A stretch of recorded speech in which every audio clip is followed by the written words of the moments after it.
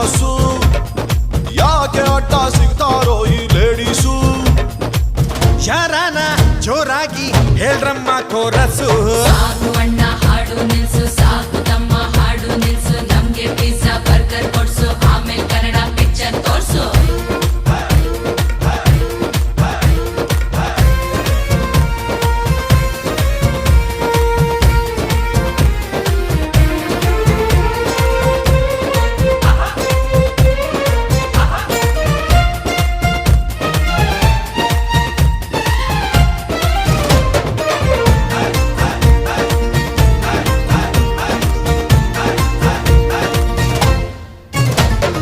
ಗೆಜ್ಜೆ ಸದ್ದು ಬಂದ್ರೆ ನಾವು ಡೀಸೆಂಟ್ ಆಗೇ